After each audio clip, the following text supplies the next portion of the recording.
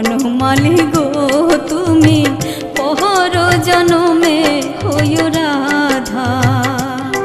আমি মরিয়া হইব শ্রীনন্দের নন্দন, মরিয়া হইব শ্রীনন্দের নন্দন, তোমাকে বানাব রাধা।